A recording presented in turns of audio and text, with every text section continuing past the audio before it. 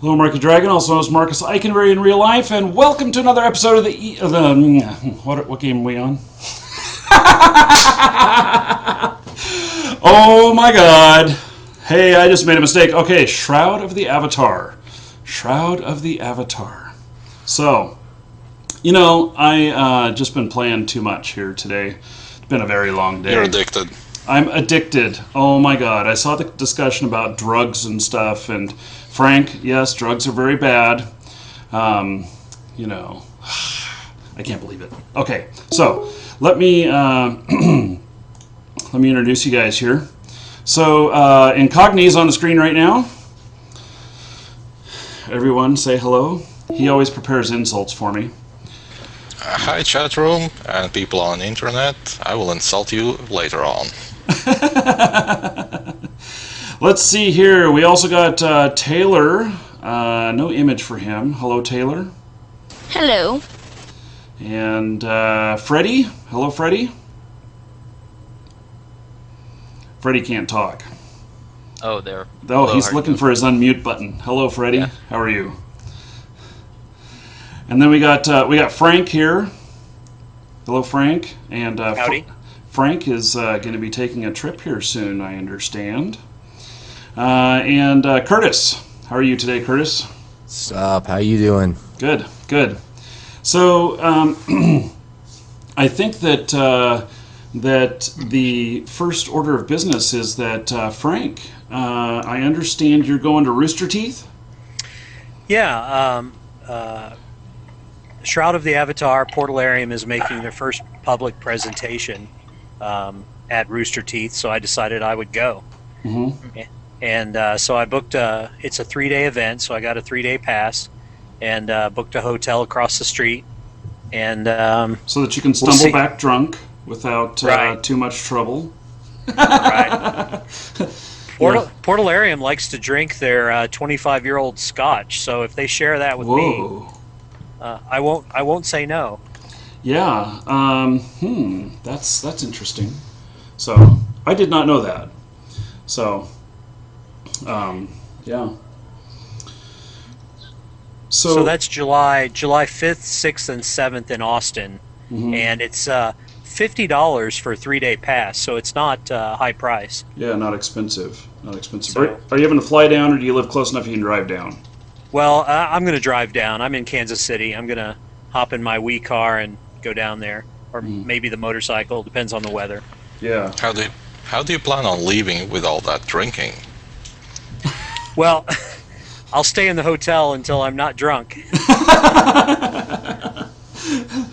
So, yes. Okay, well, I think you're in for a good party. And you'll get to meet a lot of the guys, and you're going to film a few things there that we'll be able to share on the Roundtable after you get back. Yeah. So Anything they'll let me, anything I can get away with filming, I'll be happy to bring back. mm-hmm, So. mm-hmm. Yeah, what non-disclosure agreement? Yeah. Yeah. Okay. So I don't believe in them. They're not real. Well, actually, you'll believe in them after the first time you get busted. Yes, which actually happened to me on one game because I didn't even know that it had a non-disclosure that I agreed to because it was buried in the terms of service. And I broadcast it, and next thing I knew, everybody's going, "What the hell are you doing?" And I'm like, "What?" So, only made a few minutes of it public. Then, figured that out. So, okay. So now I saw in chat that they were saying that yesterday's roundtable was that for Shroud of the Avatar? They figured out some of the town stuff. Yeah, they showed some of the ideas of how a town would be laid out, and for example, they were selling village, town, and city lots, Mm-hmm. and everybody assumed that a village lot would only be in a village, and a city lot would only be in a city, but it's not going to be the same. There would be a town, and the large lots near the center of town would be city lots, and then farther out would be town, and then on the outskirts would be village. That makes more sense, actually.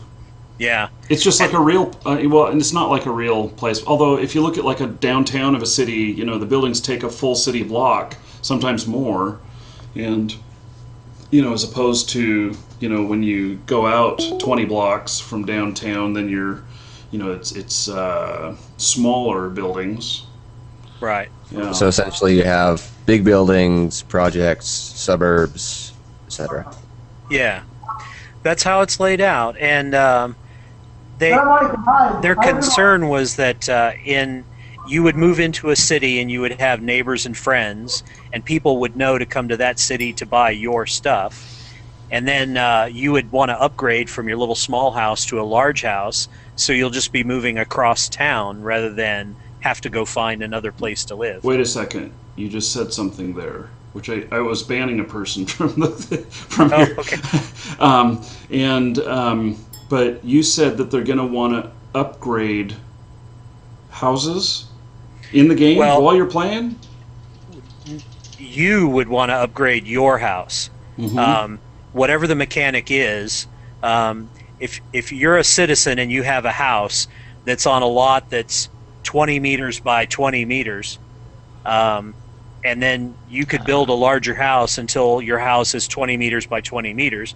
But then if you wanted to build something larger, you'd have to buy a bigger plot. Mm-hmm. So there is going to be some mechanic in the game where you'll be able to buy that other real estate to upgrade your property deed from one category to the next. And then that would open up the larger housing for you.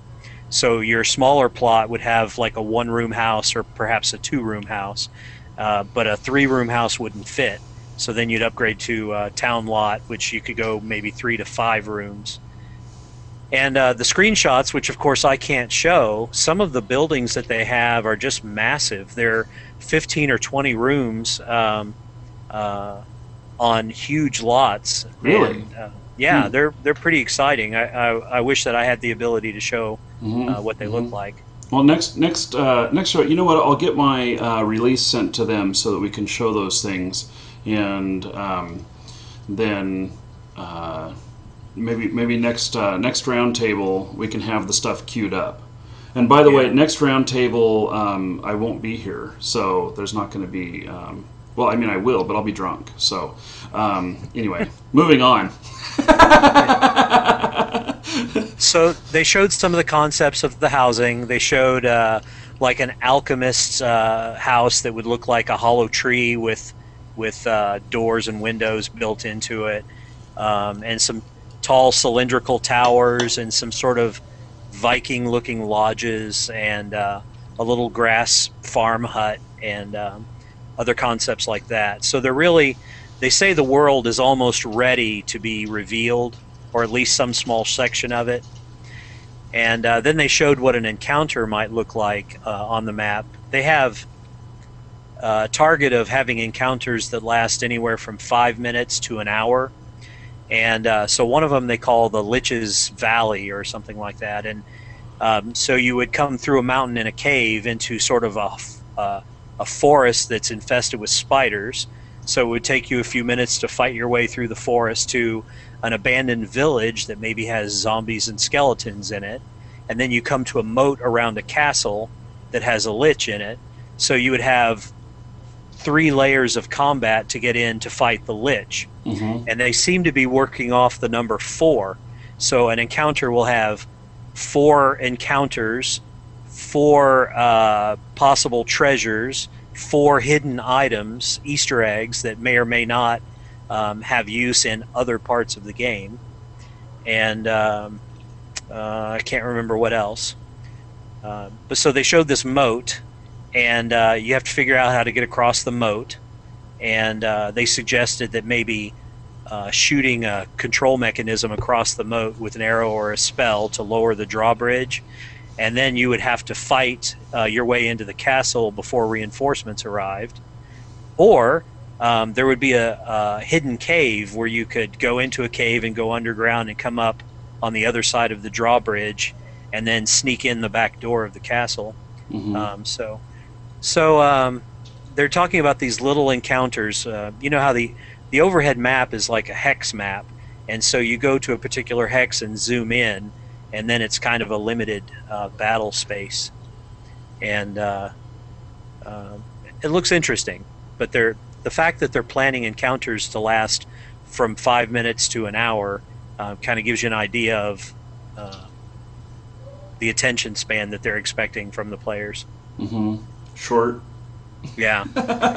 It's not. You're not going to be calling in sick in the morning because I'm sorry, my raid lasted 7 hours. Exactly.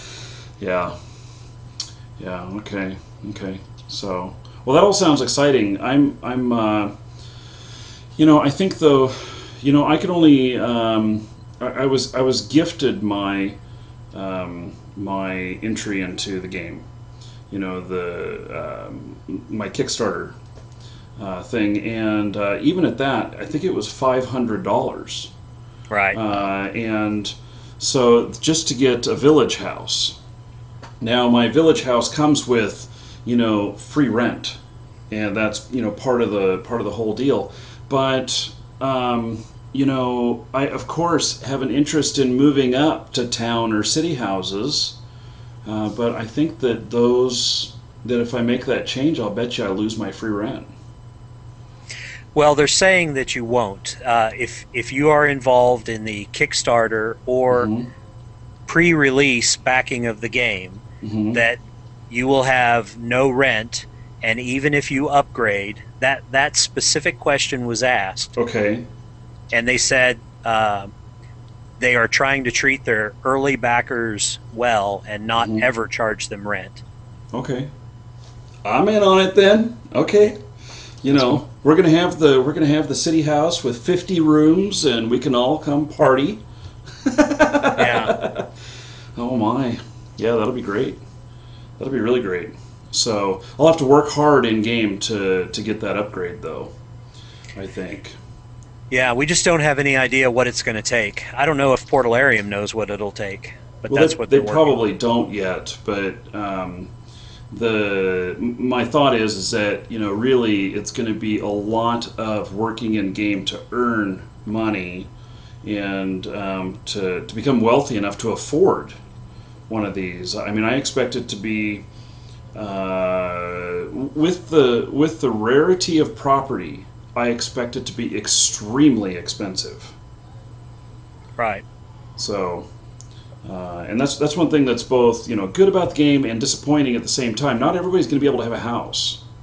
It's just not going to work out. There's just not enough space for that, right. And which is going to cause the real estate market to be insanely priced. But at the same time, you're talking about these houses with just all these rooms and everything.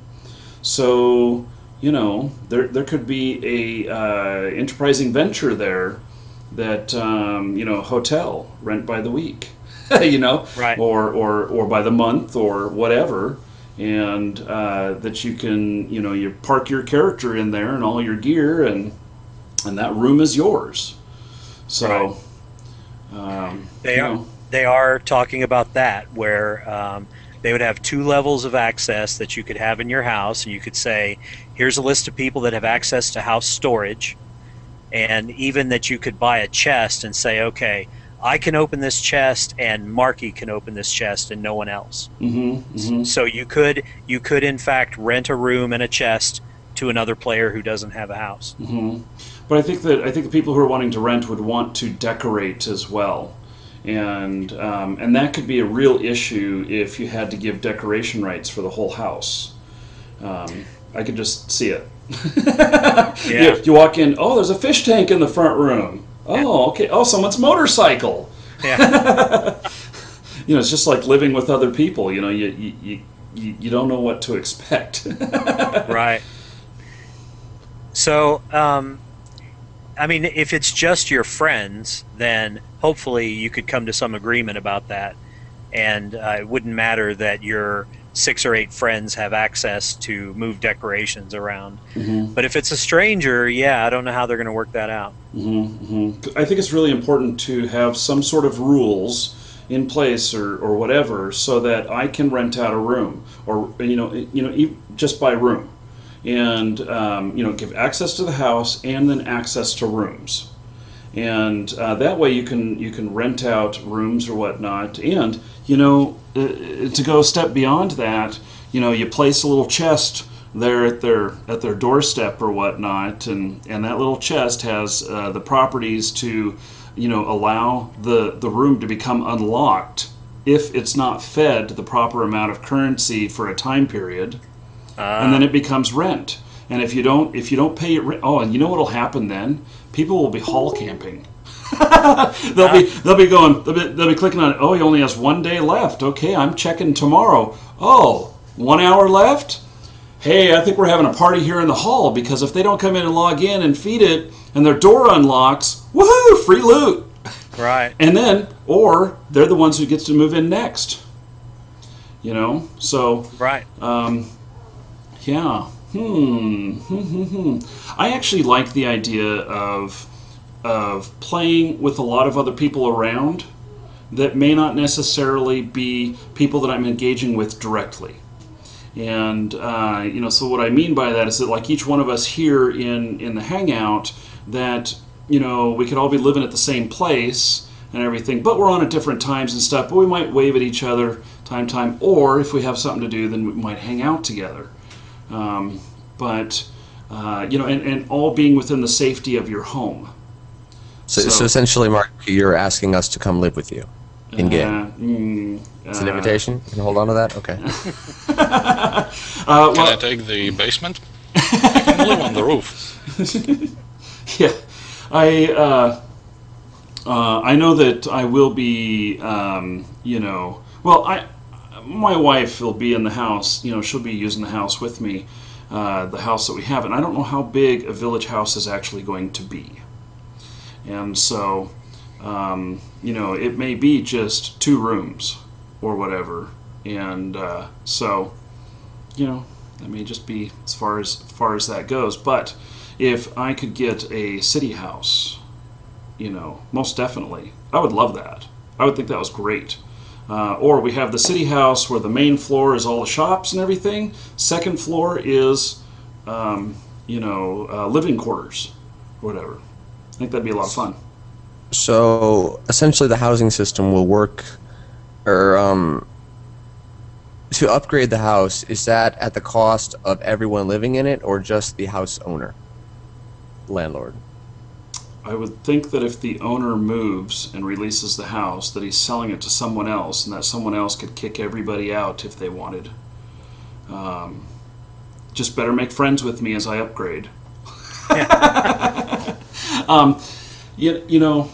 It's I don't know how that'll work. Especially if there's rents happening or whatever. I know how it works in real life, that if you get a new owner of the house, then they have to at least give you some sort of notice, or they have to honor the lease, depending on whatever the agreement is and everything. And so, it may be that, the houses are set so that if there's some sort of rent system that, you can only pay up to 30 days ahead, and a new owner could come in and then say, well, I don't want to take rents from anybody anymore, or I want to up the rent, or I want to lower the rent, and make that change, and so it happens for everybody, and so that whatever, that new ownership, and they're not accepting rent payments anymore, that you have 30 days to move. So, that seems reasonable. Yeah, and as a new owner, if I bought a house in the game, I don't have to have the whole thing right away, I don't have to, it takes a while to buy all that extra furniture anyway, or build it. So, yeah, that's a lot of work. Okay, well, so a lot of you are very quiet. Anybody else got anything on their mind? No, still not. Okay, Frank, it's just you and I, buddy. All right. So, I don't know. They talked about having the ability to move internal walls to the floor plan of your house, but not in the first episode. Oh, okay, okay. That'll be the second year, but they have the desire to make it where you could basically build your own house rather than buying a preset. But they're being overcome with all of these different things that need to be built from scratch. So there's going to be, they want as big a variety in housing as possible, but they have to draw the line somewhere. But Right. what they've shown online so far has been 5 or 6 different types of buildings. So, and I'm hoping to just start out. I mean, it's $500 to get a village plot. I think it's $1,500 to get a town, and $3,500 to get a city, and that's an awful lot of money. Yeah. That's in-game money or No, real that's money? real money. That's real money. So what's going to happen is that I don't know if all the plots will be sold out before the game even opens. That's one thing that they've talked about. Frank, have you heard anything on that? No, they haven't said if they're sold out. I did ask about the Duke level, the $5,000 contributor or the $3,500, and they said they only had about 3 slots left for Dukes. But I don't know how that translates to how many city plots are available. So I don't know. They haven't really said. Yeah. Well, so that is one concern. So you want, in my opinion, you want there to be housing available and obtainable by players who just buy the game and don't contribute, in this initial funding portion. Right. But how do you do that? I suppose they can open up more lands that are open after the financial funding is over, but that I don't know. I don't know exactly how that's going to work. Is Joshua a dev? We have someone in our chat here that's giving information.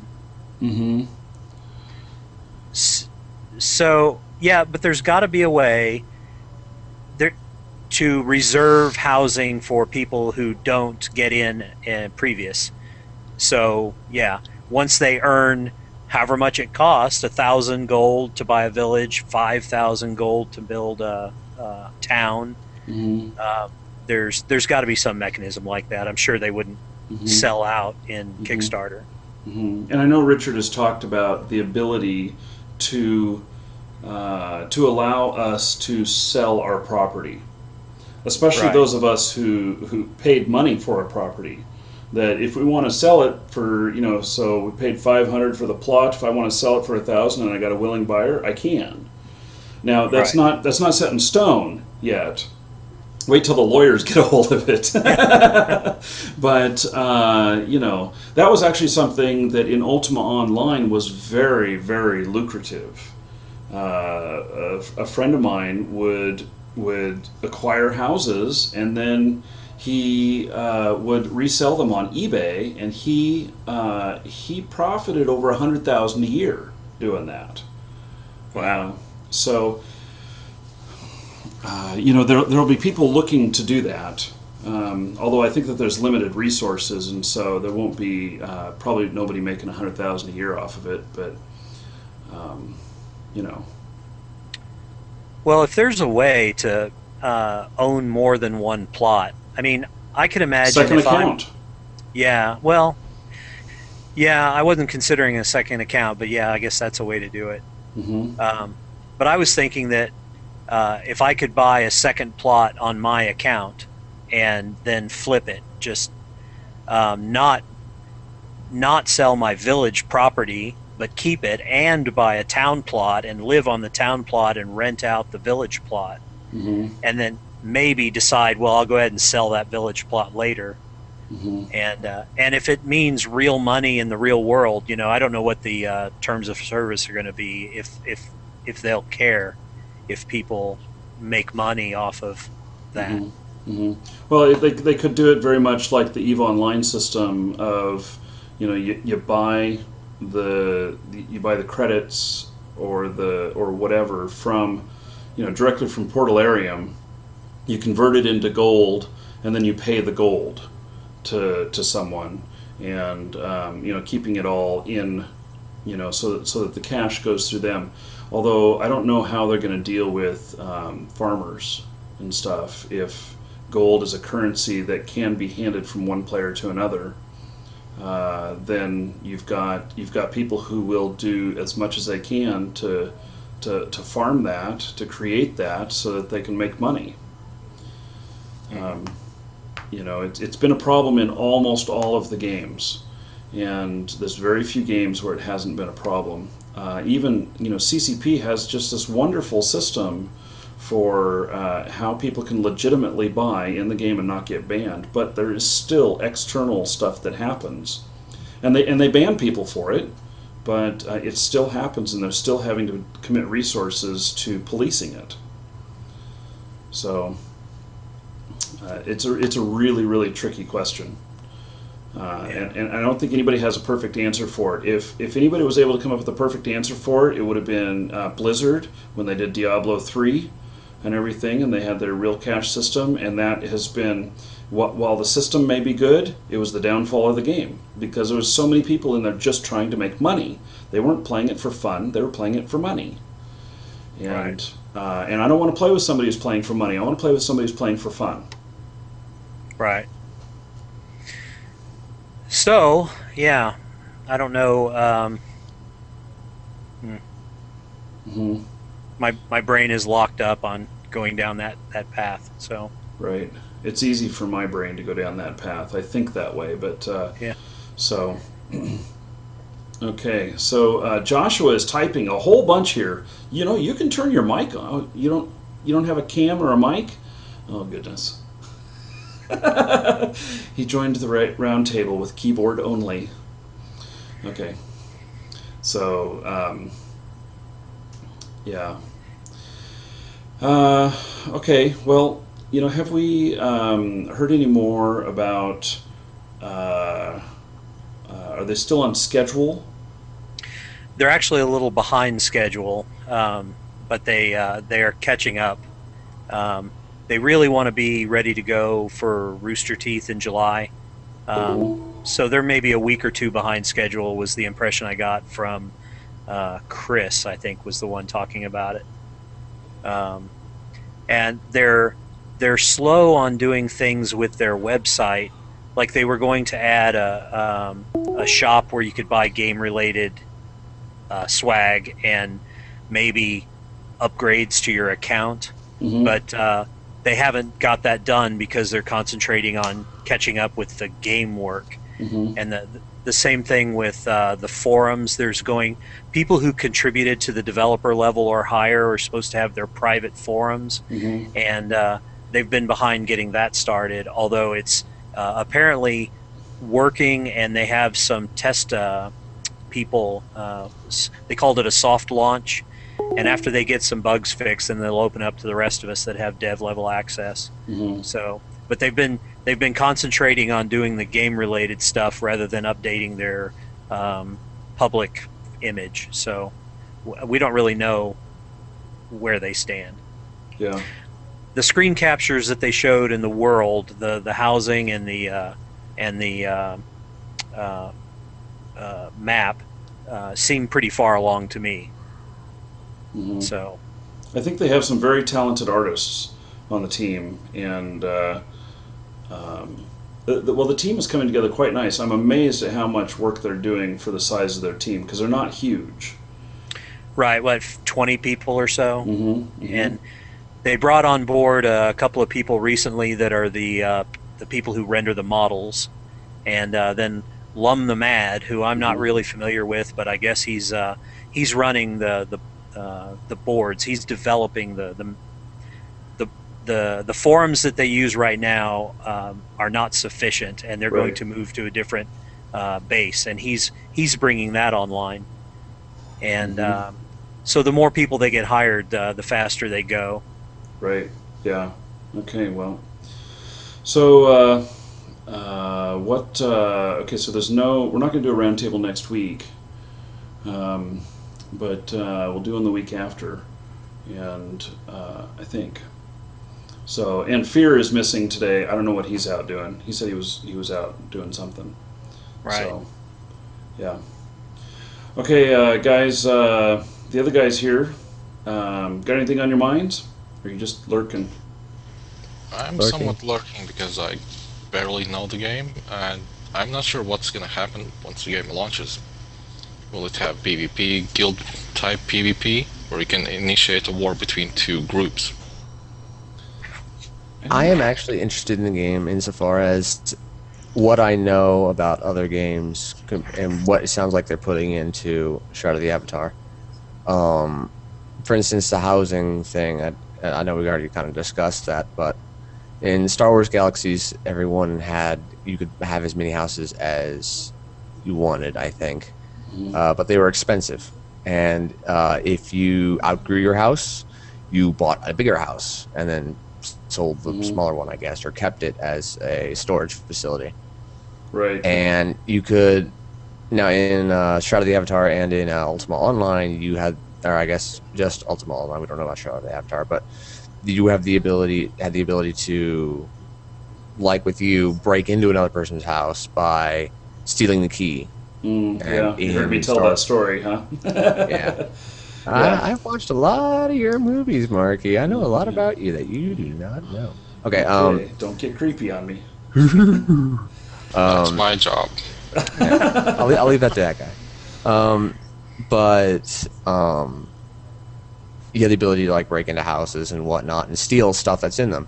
In Star Wars Galaxies, I like the housing system, but you could only take what you were given permission to. Like usually, like, okay, this person has such and such permissions inside the house. This person has such and such permissions inside the house. These people cannot get in the house. You actually had like a ban list. No one can open the doors because it's Star Wars. They have biometric readings or something. It's like, oh, you're not allowed. But in Shroud of the Avatar, I liked the housing system in Star Wars Galaxies, but I've not seen housing systems implemented well in any other MMO that I know of. Well, Ultima Wildstar. Online was probably the ultimate in housing, and because it was so customizable, you could put your house almost anywhere and stuff like that, and you could you were able to later on control access to people. You no longer had to carry a key because it knew that it was you coming up to the house, and but I expect a lot of those really good features to be in Shroud of the Avatar, but at the same time, I expect it not to be as loose as it was in UO. Like when I talked about my house getting robbed and everything, that probably will never happen in Shroud of the Avatar. I don't think that they would ever allow anyone's house to be at risk because your home is your sanctuary or whatever, and unless I got really creative and said, okay, well, you're only allowed so many chests, so many storage spots in here of the ultra secure, and then you have some less secure and some insecure spots, and who knows, maybe somebody with really high thieving skill could actually get in and maybe get a chance at grabbing something. But why would you put anything in there, or maybe you would just put stuff that really didn't matter much, like maybe a loot drop. You come back to the house and you haven't gone through all your loot, so you just dump all your loot in something and head back out again. There was an anime I watched called Sword Art Online. It was actually basically think of the Matrix but stuck in a video game. And there's basically like it's virtual reality, and like they're trying to log out and there's no log out button. So, and in that system, it's basically real life. Think of the Matrix. But in this system, there was, like, in one particular scene, these two characters are plotting their way to, get to a certain area of the map. And all of a sudden, they turn around and open the door to their room. They were, like, in an inn, basically. And they open the door, and this guy bolts around the corner. And one aspect they were talking about, like, Well, they couldn't hear anything. Is like that's not true. Actually, if you have your listening skill up high enough, you can actually hear through otherwise uh, soundproof doors in these safe areas, and that kind of interaction where you could scale up anything, even listening, and then you could listen through things that otherwise you can't listen through. Or you might be able to, like you were talking about with thieving, if you get your thieving skill up high enough, you can steal stuff that otherwise you can't, take. Mm-hmm. And that would be Yeah. something I would like to see in a game. Well, what you're talking about is, well, a little bit. If it's really realistic, you could break into anyone's house and try to steal stuff. But there are players, like, if you're player versus player, you might expect that your house is vulnerable. But if you're not, if you're a Care Bear, you would expect that your house was inviolate, that you were perfectly safe there and all of your stuff was perfectly safe. Mm-hmm. And I don't know where Portalarium stands on that. There's a vocal group of people on the official forums that want to be able to get into other people's houses and take stuff. Mm-hmm. Mm-hmm. Yeah. Well, I think it could be done, and I think that it could be, yeah, I was envisioning like a lock picking skill, and that you have a lock on your front door, and that these locks are very, let's just say, very expensive for whatever reason. So you may have a very expensive home, but you may pay, 50% of the home's price on the lock on the front door to get the absolute best stuff where almost nobody can get through it. But as as lower end players, you just can't afford that same kind of lock, and so you just have to deal with this lesser lock for a while.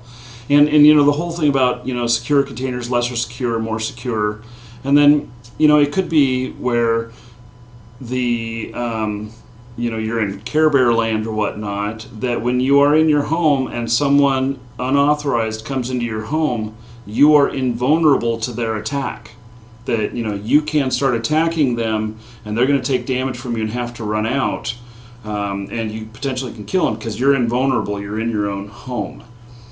I think noobs would still get screwed by that because noobs wouldn't be able to defend, or they wouldn't be able to do enough damage against, Maybe. say, like a high-ranking PvP player.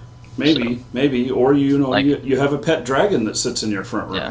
I mean, I mean, it's kind of a system that just screws over noobs. That the whole thing about we should be able to break into anybody's house and then Mhm. steal whatever we want. Like those people want to just Well, maybe it's something else too, where it's an insta kill when you're caught, and that it's not just not just your loot drops that you have whatever on you, but that maybe you are fined a restitution back to the homeowner, and so you catch somebody in there, and next thing you know, you insta kill them, and then oh hey, I just made 10 gold.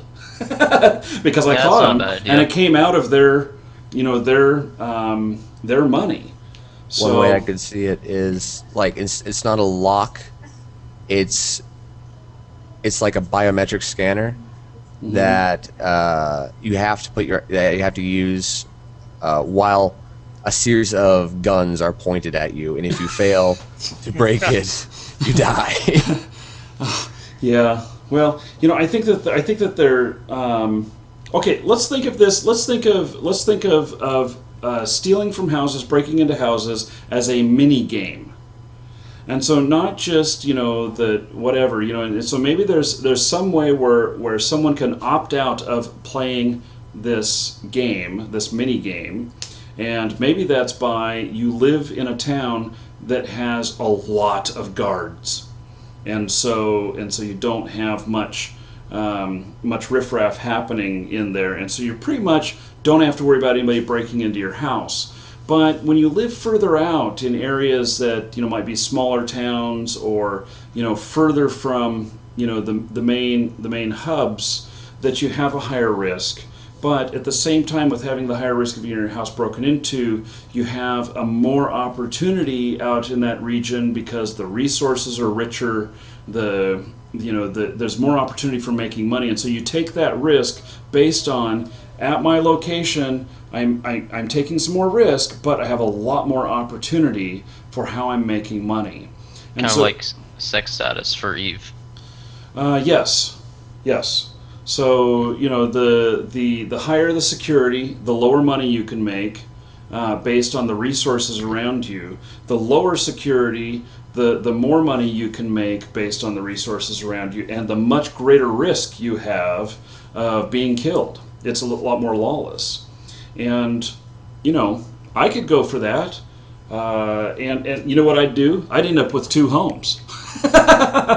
So I'll have my home in Care Bear Land where I store all my really valuable stuff, and then I'll have my home out in the forest or whatever that is not very secure and can hold all my stuff while I'm working there during the day and everything. But I may take the most valuable stuff with me when I leave for the night.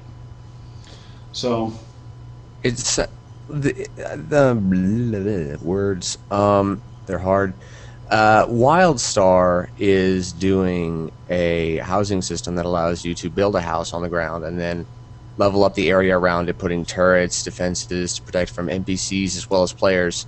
You can have crafting stations outside. You could have, they haven't really fleshed out or announced what their fleshed out system is going to be with housing, but like eventually you could level it up to where it's a floating house with a patch of land around it, and those defenses and stuff are all still there.